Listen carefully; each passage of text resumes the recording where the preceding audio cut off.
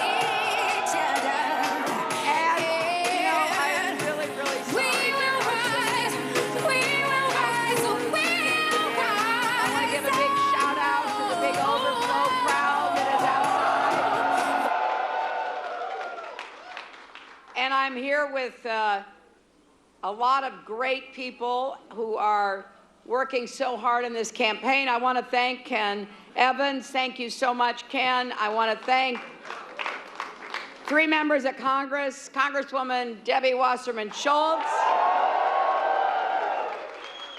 Congressman Alcee Hastings, and your Congresswoman Lois Frankel. I also want to thank Sheriff Israel for being here, and Mayor Resnick just gave me a key to the city of Wilton Manors. And I want to thank my longtime friend and such a great leader, Chad Griffin, Human Rights Campaign President. I know that Chad told me there are a bunch of Human Rights Campaign organizers. And you know, as I've said many times, HRC for HRC sounds good to me. Well, my friends, just 9 days left until November the 8th.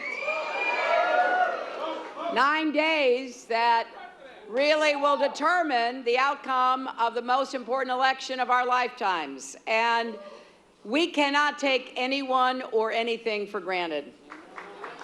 It's great to be here at the Manor Complex, a place that means so much to so many. And there have been ups and downs in all that we've gone through over the years, and even in this campaign, but I want you to know I am focused on one thing: you, your lives, your futures, the problems that keep you up at night. That's what I'm interested in, and that's what I'm going to be talking about here today and throughout the next 9 days. That's really what this election's about. You know, there's a lot of noise and distraction, but it really comes down to what kind of future we want and who, as our president, can help us get there. So I want you to know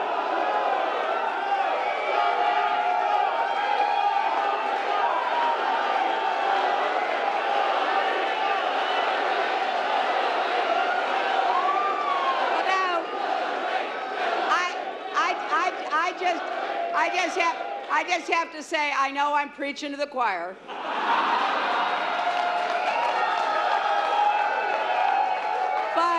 But I also, through you, want to talk to people who are still making up their minds, believe it or not, right? Because we've got a choice between a president who will bring us together, keep our country safe, get the economy working for everyone, not just those at the top, or someone who's temperamentally unfit and totally unqualified for the job. You know, Donald Trump is doing his best to confuse, mislead, and discourage the American people. I mean, he's such a downer, right? And it's time for him to stop fear-mongering, stop distracting from what's really at stake, and frankly, stop disgracing our democracy. We can't let him get away with this. But here's the good news. Yes, America is great, and we can make it greater if we work together and we set some goals. But we are seeing Americans coming together, Democrats, Republicans, independents, to reject Donald Trump's dark and divisive vision of our country. And it's going to be really important that we make it clear to everyone in these last 9 days what's at stake. Because I really believe the vast majority of Americans agree with us. We don't want a president who demeans women. We don't want a president who has plans to break up and deport immigrant families. We don't want a president who perpetrated the lie that President Obama wasn't born in America. We don't want a president who would appoint Supreme Court justices to overturn marriage equality. But I want you to know the energy we're now seeing out in the campaign is not just about what we're against, it's also about what we're for. Because we also share a common vision. Beyond partisanship and politics, it's a hopeful, inclusive America where everyone counts and everyone has a place, right? And that's exactly what I'm going to be fighting for in these last 9 days. We're going to honor people, not insult them. Donald Trump has insulted more than half of our population. African Americans, Latinos, immigrants, Muslims, POWs, women, and by what he has said, so many others who believe that you have a positive future. I agree with that, you do. And I promise you this, I'm going to keep working every single day for you and for the vision of America that we share.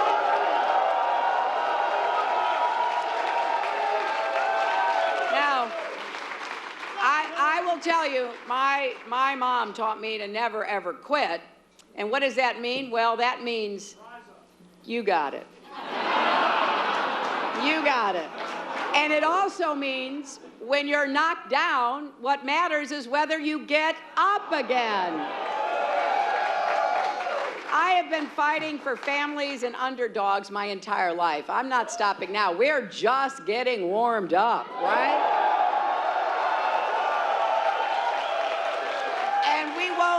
We won't be distracted no matter what our opponents throw at us. We're not going to be knocked off course. We know how much this election matters, and we know how many people are counting on us.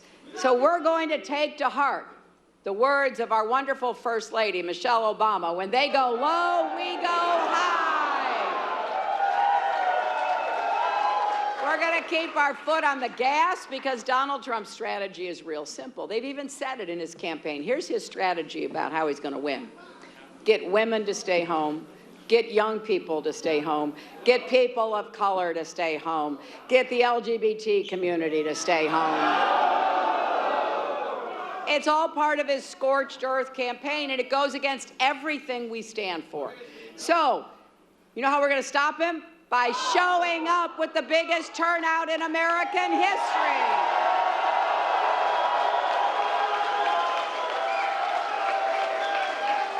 We need everybody to turn out and vote. Women, young people, people of color, the LGBT community, Latinos, African Americans, Americans from all walks of life. Let's break every single record. Let's make that the story of this election. And, you know, here's some really good news. This is amazing. More than 20 million people have already voted in this election. Most of those votes in the last few days, 3 million of those votes from right here in Florida. Now, you only see numbers like that when people are standing up for what they really believe in. So if all of you vote, if your friends, your family, your coworkers vote, if everyone you talk to between now and Election Day votes, we are going to make some really big history on November the 8th. And I want you not only coming out for me, I want you to re-elect our members of Congress, and please elect Patrick Murphy to the Senate.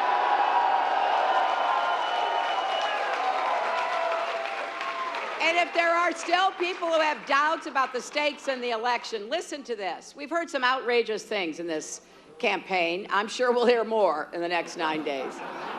But I got to tell you, I was beginning to think that nothing we learned about Donald Trump could surprise me anymore. But yesterday, the Washington Post published a report that was truly stunning. It starts with the story of a ribbon cutting back in 1996 for a nursery school serving children living with HIV and AIDS in New York. Now, let me say, this is important in part to remember this is a story about children with HIV and AIDS.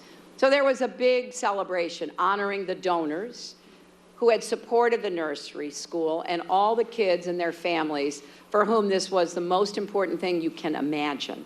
Because, you know, back in the 90s, some of you remember, right? Children weren't welcomed in school. And then unannounced and uninvited, guess who barges in? Donald Trump. He walks right up to the stage. He sat down in the seat that was being saved for a local developer who had made a generous donation. None of the people working for the charity knew why he was there. He wasn't a donor at all. He had never given a single dollar to help build the school. He just wanted people to think he had. So he sat on the stage through the program, even posed for photographs. And when it was over, he got up and walked out. No explanation, no donation. Now, really, who does that? What kind of person does that? Really? I mean, who pretends to help kids with HIV and AIDS in order to make themselves look good? Well, I'll tell you, the same kind of person who would pull a bait and switch on a high school chess team. Back in 1997, he was principal for a day at a public school. That was a program we used to have in New York. The chess team was holding a bake sale to raise money to travel to a tournament. They were $5,000 short. He walked up to them and handed them a fake $1 million bill. At first, the kids and their parents were excited, then they were devastated to learn it was a joke. So he gave them $200 and drove away in his limousine. Now, this story does have a happy ending because a woman read the story about Donald Trump's behavior, called the school, and donated the $5,000. And the coach remembers this woman saying, I am ashamed to be the same species as this man. Now, I gotta say, any of you see the debates? Well, you know, I stood next to Donald Trump in 3 debates for 4.5 hours, proving conclusively I have the stamina to do this job, right?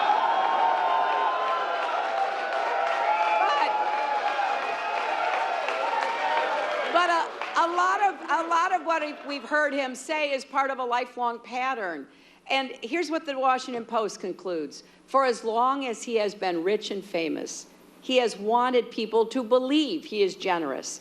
He spent years constructing an image as a philanthropist by appearing at charity events and by making very public, even nationally televised promises to give his own money away.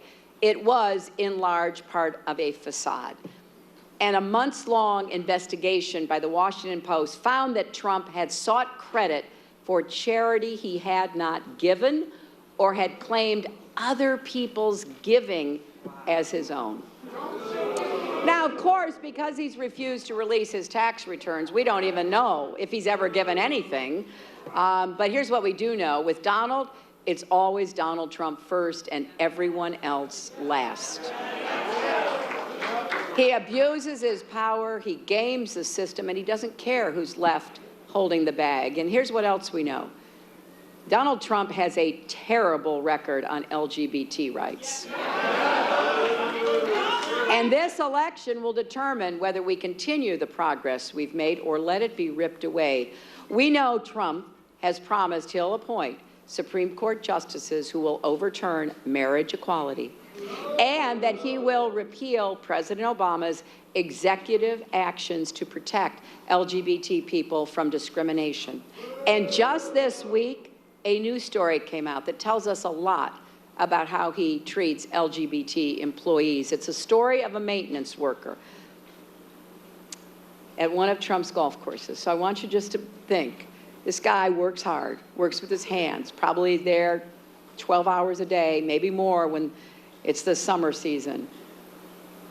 After he told his coworkers he was gay, they started harassing him. They called him names. They even threw rocks and golf balls at him. It got so bad, he ended up in the hospital. Now, his supervisors saw all of this and did nothing. So finally, he went to the police for help. He was too scared even to come back to work. And what did the Trump golf course do? They fired him. Now, this is a heart-wrenching story on a lot of levels. For starters, it's a painful reminder of the harassment, violence, and discrimination too many LGBT Americans still face every single day. And it's deeply disturbing that instead of stepping in to stop this unacceptable behavior, Trump's business punished the victim for coming forward. Now, if that's how Donald Trump runs his business, what does it say about how he would run our country? We've made a lot of progress on LGBT rights, but as that story reminds us, we still have work ahead, don't we? There is still no federal law that stops an employer from refusing to hire someone just because he or she is LGBT, or a landlord from refusing to rent an apartment to a transgender tenant. And of course, there are still states where you could get married on Saturday, post your Facebook photos on Sunday, and get fired on Monday just because of who you are or who you love. So here's what I'll do as president. We will call on the Congress to pass the Equality Act.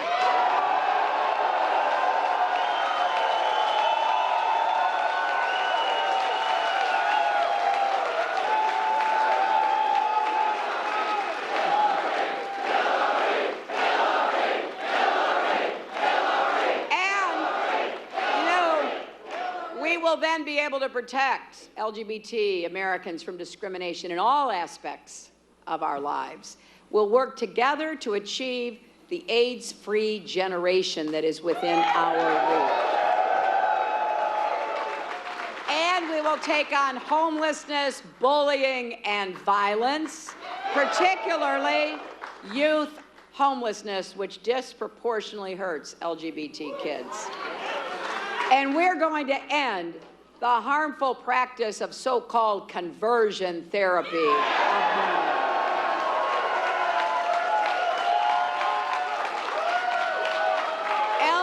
LGBT kids don't need to be cured of anything. They just need to be accepted and embraced and respected.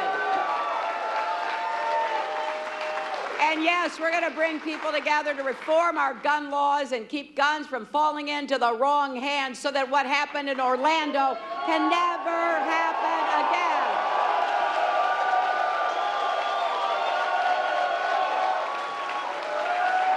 Now, some of you know, Chad Griffin and others know, this issue really is important to me. I traveled to 112 countries as your Secretary of State. I saw how countries around the world treated lesbian, gay, bisexual, and transgender people. And I believe with all my heart, America has to lead by example.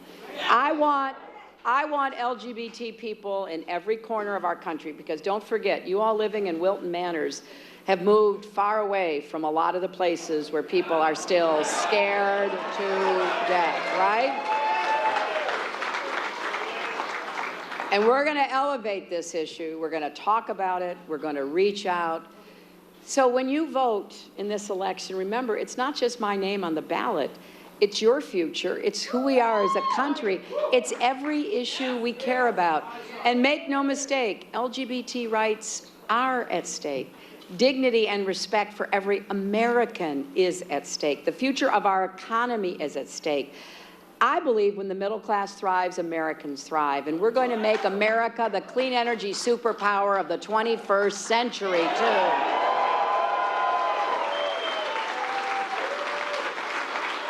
And if we're serious about supporting the middle class, we're going to be supporting families. You know, the other day I was in Pittsburgh, and there was a woman there with her young child. We got some folks from Pittsburgh. She was shaking Tim Kaine's hand, and she said to him, I came here hoping I could tell you or Secretary Clinton, I had my baby 3 years ago, and the next day I was fired. It had been a difficult pregnancy. I called to ask if I could take a little time to recover, and the answer was no, don't come back at all. Nobody, no parent, should ever have to make that kind of choice. But that's also true when we talk about paid family leave, caring for a spouse or a partner, caring for an elderly relative. I want us to recognize the way we live today. It is no longer the 1950s. We need to support people who are part of committed relationships, of families, of marriages, and give everybody the support you need to actually do what's the most important thing in life, and that is caring for each other. We're going to do everything we can to catch up to the rest of the world. Affordable child care, paid family leave, earned sick days, jobs with rising incomes. We're going to raise the national minimum wage. No one who works full-time should have to raise a family in poverty. And yes, we're going to guarantee equal pay for women's work. We're going to make sure that we not only grow the economy, but we make it fairer. And I got to tell you, that's such a stark contrast with Trump. He believes if you give the biggest tax cut in American history to the wealthy, that's with trillions of dollars going to the top, that will somehow trickle down.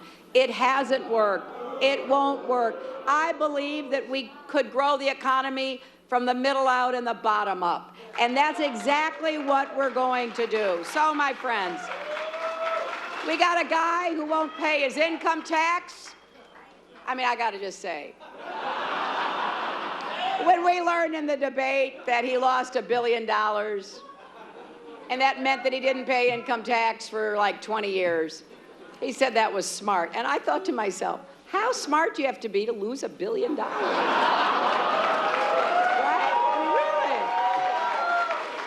Really? And what kind of genius are you to lose $1 billion while running casinos?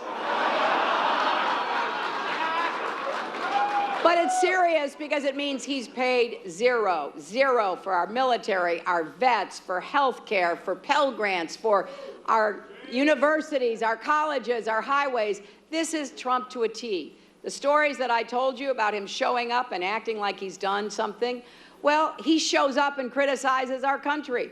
He shows up and discriminates against African Americans when he was denying them the right to rent apartments. He chose to make his products in other countries, not America. He's built a career on stiffing small businesses. I take that personally. My dad was a small business owner. I'm sure glad he never got a contract from Donald Trump. So, my friends, we've got work to do, and let's get to that work. We got to make sure that we get everybody out to vote. I want you to be able to say on November 9th, you voted for a better future. You voted for a better America. And look how easy it is. It is so easy. Wilton Manors City Hall is just a half a mile down the street from where we are right now.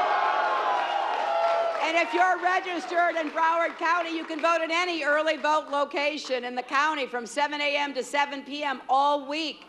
And if you've been mailed your ballot, make sure you fill it out and mail it back today. You can go to iwillvote.com to confirm your polling place and make sure you have a plan to vote. But please, also help us in these last 9 days. Every phone call you make, every door you knock on will make a difference. So go to HillaryClinton.com, sign up to volunteer, take out your phone, text JOIN, J-O-I-N, to 47246. I don't want anybody waking up on Wednesday morning and seeing the results and getting depressed. I'm against depression. We don't want that to happen in this election, right? I don't want people to be sad because they didn't do their part. We can't let that happen. And I have to ask you, if you know anybody who's thinking about voting for Trump, you've got to stage an intervention.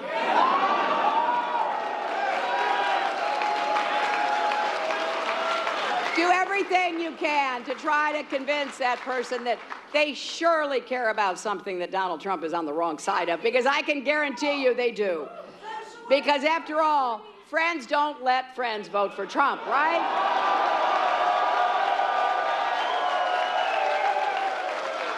So I am so grateful to all of you. How many of you have already voted? Okay, so now how many of you will help us get somebody else to vote?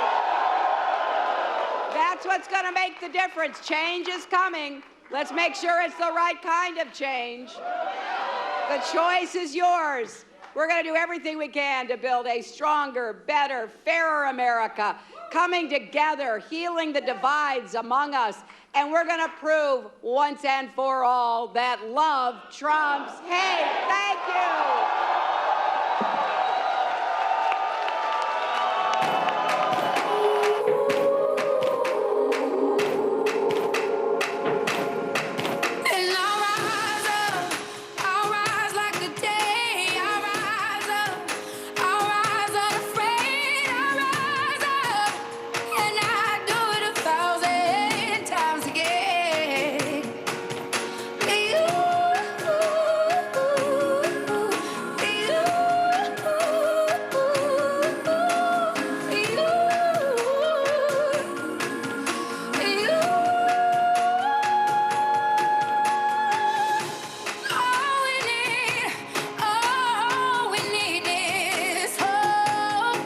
That we have each other, and for that we have each other.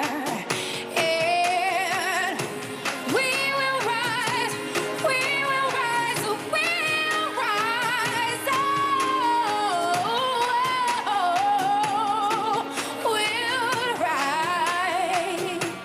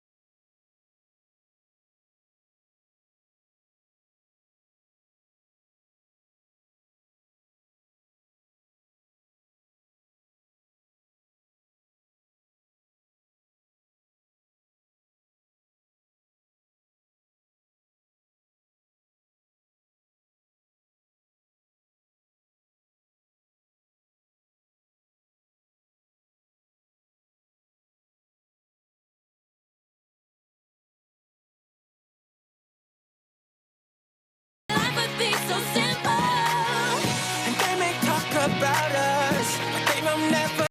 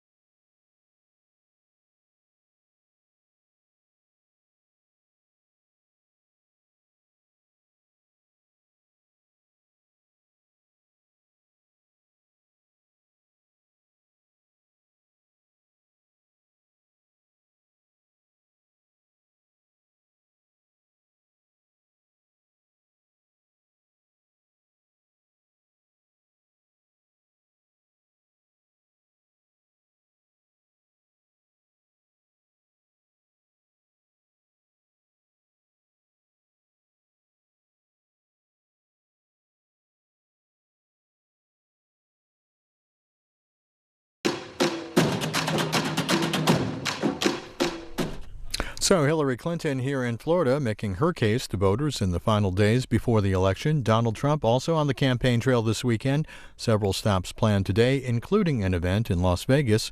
We'll have that for you a bit later on.